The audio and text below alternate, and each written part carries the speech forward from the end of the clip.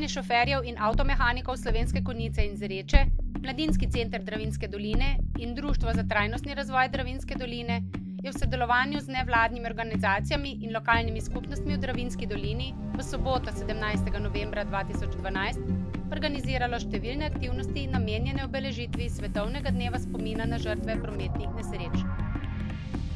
Skupaj se pridružuje pobudi zavoda Varna pot, ki se že 6. leto zapored pridružuje temu mednarodnemu gibanju. Organizatorji želijo z različnimi aktivnostmi po slovenskih krajih in domovih opozoriti na številne poškodovane in umrle v prometnih nesrečah ter na vse posameznike in družine, ki jih je prometna nesreča zaznamovala za vse življenje.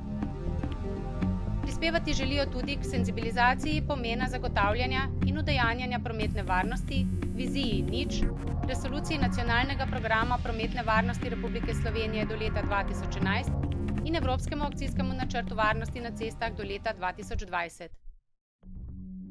Ob 16. uri so se v prostorih Mladinskega centra Dravinjske doline spomnili žrtev in vseh poškodovanih v prometnih nesrečah, spregovorili o izkušnjah preživelih in poškodovanih v prometnih nesrečah, predstavili izkušnje reševalcev, po zaključku prireditve pa so v križišču pri vlaku v Slovenskih Konjicah prižgali svečke v spomin žrtvam ter v opozorilo in v opomin vsem voznikom in ostalim udeležencem v cestnem prometu.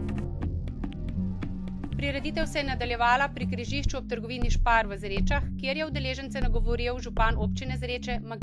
Boris Podvršnik in predstavniki ZŠAM Zreče.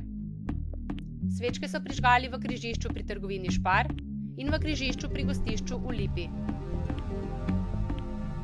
Prireditev se je zaključila pred objektom Ksevt v Vitanju, kjer je nekaj besed zbranim namenil župan občine Vitanje Slavko Vetrih in predstavniki soorganizatorjev dogodka. Svečke so udeleženci prireditve prižgali v križišču pri cerkvi v Vitanju. Spomnimo se vseh naših umrlih in poškodovanih v prometnih nesrečah skupaj z njihovimi bližnjimi, prijatelji, sodelavci in znanci in ohranimo lep spomin nanje, ne samo na svetovni dan, ki obeležuje te dogodke.